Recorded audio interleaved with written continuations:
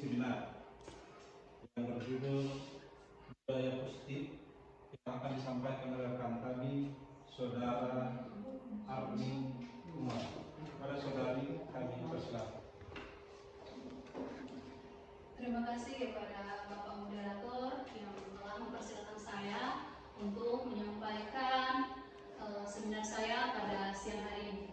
Assalamualaikum warahmatullahi wabarakatuh. Waalaikumsalam warahmatullahi wabarakatuh. Yang terhormat Bapak Kepala Sekolah SMP Negeri 48 Maluku Tengah, yang terhormat Bapak Ibu Dewan Guru SMP Negeri 48 Maluku Tengah. Sebelum kita memulai kegiatan kita pada hari ini, marilah kita mengucapkan basmalah. Bismillahirrahmanirrahim. Terima kasih Bapak Ibu yang sudah menyempatkan hadir, yang sudah bersedia mengikuti kegiatan saya pada hari ini dalam menyelesaikan aksi nyata saya tentang budaya positif modul 1.4. Bapak Ibu masih semangat? Masih semangat. Luar biasa. Jadi Bapak Ibu, kalau saya bilang SMP Negeri 48 Maluku Tengah, jawabnya luar biasa. Bisa? Bisa, Bu. Oke. SMP Negeri 48 Maluku Tengah, Luar biasa. sekali lagi bisa. SMP Negeri 48 Maluku Tengah, Luar biasa. Oke, baik. Hari ini saya akan menyampaikan materi tentang penyebaran pemahaman kepada rekan guru di SMP Negeri 48 Maluku Tengah tentang budaya positif. Sebelum saya menjelaskan, memaparkan apa ini budaya positif, saya mau tanya terlebih dahulu. Bapak Ibu, apakah Bapak Ibu tahu tentang budaya positif? Ada yang bisa? Apa itu budaya positif? Ada yang bisa? Apa itu budaya positif? Ini budaya positifnya di lingkungan sekolah ya. Ada yang bisa Bapak Ibu?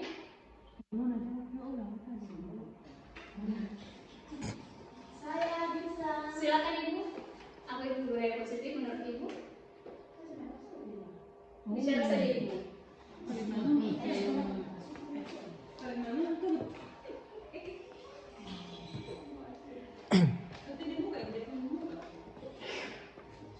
Silakan Ibu. Terima kasih. Menurut pemahaman saya, budaya positif yaitu budaya dalam yang pertama yaitu berpikir positif, dan yang terakhir yaitu positif dalam tindakan. Jadi sebelum kita melakukan sesuatu yang positif, berawal dari pemikiran yang positif. Pemikiran yang positif melahirkan tindakan yang positif dan akan menjadi budaya yang positif yang menjadi tujuan SMP Negeri 48 Maluku Tengah, yang insya Allah semua di sini baik guru dan siswanya selalu menghasilkan budaya yang positif demi kemajuan sekolah kita bersama. Luar biasa. Oke, luar biasa jawaban yang disampaikan oleh Ibu Inang tadi. Jadi ya Bapak Ibu, budaya positif ini sangat penting Bapak Ibu, harus diterapkan di sekolah kita. Jadi kalau budaya positif sudah diterapkan di sekolah kita, maka kita akan mendapatkan peserta didik yang memiliki nilai-nilai universal, memiliki kebaikan-kebaikan positif, memiliki kebiasaan-kebiasaan yang positif, baik dalam menyukseskan kita punya profil pelajar Pancasila. Oke Bapak Ibu. Jadi Bapak Ibu, ada 5 budaya positif. Ada 5 poin budaya positif. Yang pertama, konsep dasar disiplin positif. Ada kebutuhan dasar manusia. Yang ketiga, keyakinan kelas. 5 ada 5 posisi kontrol, dan yang terakhir ada segitiga restitusi. Jadi Bapak Ibu, dari 5 poin yang ini, 5 poin budaya positif, diharapkan peserta didik kita harus menerapkan 5 poin ini kepada kita punya peserta didik. Lanjut next. Bukan itu, yang ketiga. Jadi Bapak Ibu, konsep disiplin. Jadi untuk budaya positif ini sering dikaitkan dengan disiplin. Kalau sudah disiplin siswa, berarti budaya positif itu akan muncul. Disiplin kebanyakan di sekolah-sekolah itu mereka mendisiplinkan siswa itu dengan memberikan hukuman. Apabila kalau siswa datang terlambat, guru memberikan hukuman untuk mendisiplinkan siswa untuk agar tidak terlambat lagi. Ternyata keliru Bapak Ibu. Ternyata hukuman itu dia tidak menyelesaikan sebuah persoalan. Jadi segala sesuatu yang dilakukan seseorang pada orang lain itu mendapatkan kepatuhan agar menciptakan budaya positif. Jadi dari sini maka ada timbul pertanyaan, apakah disiplin hanya dapat dicapai dengan hukuman? Ya, di sini kita akan mencari penyelesaian ini. Silakan next. Jadi ini ada stimulus respon versus dan teori kontrol. Jadi Bapak Ibu, ini adalah stimulus respon. Jadi stimulus respon yang pertama realitas. Jadi realitas kita semua memiliki kebutuhan yang sama. Ternyata Bapak Ibu, kita teori kontrolnya itu kebutuhan kita tuh berbeda Bapak Ibu. Yang kedua, semua orang melihat hal yang sama. Jadi kalau berdasarkan teori kontrol, setiap orang itu memiliki gambaran yang berbeda. Yang ketiga, kita mencoba mengubah orang agar berpandangan sama dengan kita. Ternyata kita berusaha memahami pandangan orang lain tentang dunia. Jadi agak sedikit berbeda stimulus respon dengan teori kontrol. Selanjutnya, perilaku buruk dilihat sebagai suatu kesalahan. Selama ini kita melihat perilaku buruk dari siswa itu sebuah kesalahan. Ternyata kalau kita mau melihat teori kontrol itu berbeda. Ternyata teori kontrolnya semua perilaku itu memiliki tujuan. Selanjutnya next. Yang kelima, orang lain bisa mengontrol saya berdasarkan stimulus respon. Itu orang lain bisa mengontrol saya. Kalau menurut teori kontrol, ternyata hanya ada yang bisa mengontrol diri Anda. Jadi hanya diri dia sendiri yang bisa mengontrol dia punya diri sendiri. Selanjutnya, saya bisa mengontrol orang lain. Ya, selama ini kita beranggapan bahwa kita sebagai guru kita bisa mengontrol peserta didik kita. Ternyata menurut teori kontrol itu hanya Anda yang bisa mengontrol diri Anda. Ternyata diri peserta didik yang hanya bisa mengontrol dia punya diri sendiri. Selanjutnya, pemaksaan ada pada saat rujukan gagal. Jadi kalau ada siswa yang datang terlambat, kita memaksa dia harus datang lebih awal. Kalau tanpa ada dorongan dan dia punya diri, maka akan gagal Bapak Ibu.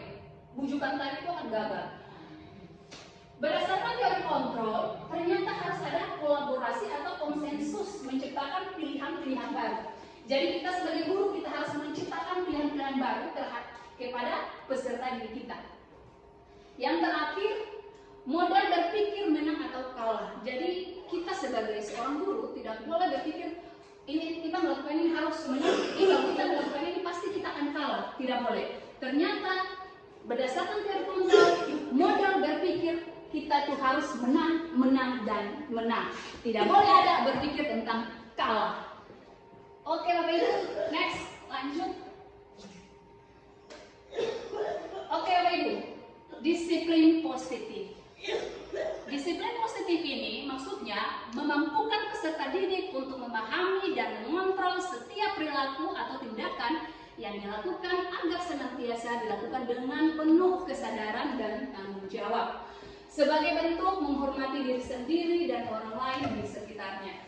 Selain itu, sebagai pendidik, tujuan kita adalah menciptakan anak-anak yang memiliki disiplin diri, sehingga mereka bisa berperilaku dengan mengacu pada nilai-nilai kebajikan universal dan memiliki motivasi intrinsik. Next.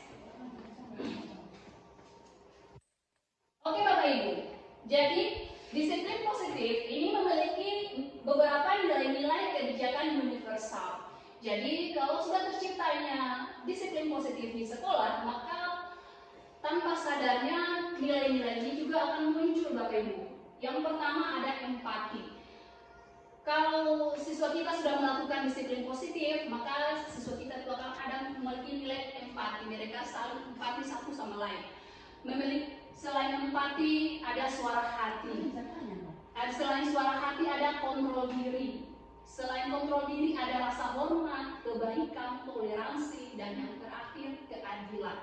Jadi Bapak Ibu, diharapkan kita sebagai pendidik, kita harus mampu melakukan budaya positif ini agar murid-murid kita di sekolah ini dapat memiliki nilai-nilai ini di dalam diri mereka, Bapak Ibu. Oke, next. Oke, Bapak Ibu, ini ada 5 kebutuhan dasar manusia. Jadi, oke Bapak Ibu, ini ada 5 kebutuhan dasar manusia. Jadi Bapak Ibu, di dalam diri manusia itu tertanam 5 ini Bapak Ibu. Yang pertama bertahan hidup, yang kedua kasih sayang, dan yang ketiga kebebasan, keempat kesenangan, dan kelima penguasaan. Semua manusia itu memiliki jiwa ini, kelima ini. Jadi untuk ada 5. Jadi Bapak Ibu, kalau peserta didik kita untuk mencari untuk mendapatkan kelima ini, kalau mereka melakukan dengan positif, maka berarti mereka mengetahui aturan. Tetapi kadang-kala ternyata yang ada di sekolah kita, ada beberapa peserta didik kita untuk mencapai 5 kebutuhan ini, mereka mengambil dengan jalan yang negatif, sehingga mereka keluar dari budaya positif tadi. Jadi untuk bertahan hidup, contohnya untuk bertahan hidup, peserta didik itu kalau datang ke sekolah, kalau dengan lapar, mereka pasti menerima materi atau menerima pelajaran dari kita, itu mereka tidak tenang. Mereka pasti dibuat gaduh di belakang, karena tadi dia dalam kondisi lapar. Sedangkan kasih sayang, kalau peserta didik kita ada dari keluarga yang broken home, kurang kasih sayang, maka dia akan mencari nilai kasih sayang ini dari kita seorang guru. Maka kita harus tahu latar belakang peserta didik kita. Setelah itu kebebasan. Ternyata kebebasan ini kalau kita sering lihat di dalam kelas, kalau kita belajar, anak-anak ini suka maunya bebas. Mereka tidak mau hanya duduk monoton di kursi lalu menerima pelajaran. Kadang-kala Bapak Ibu kalau melakukan pembelajaran, itu Bapak Ibu sering bermain sama mereka. Agar apa? Agar mereka merasakan kebebasan, supaya terciptanya pembelajaran yang itu berpusat kepada peserta didik, pada murid. Yang keempat, kesenangan. Bapak Ibu harus mampu menciptakan pembelajaran yang menyenangkan. Kalau Bapak Ibu sudah menciptakan pembelajaran yang menyenangkan, otomatis peserta didik kita akan menerima pembelajaran juga dengan senang dan nyaman.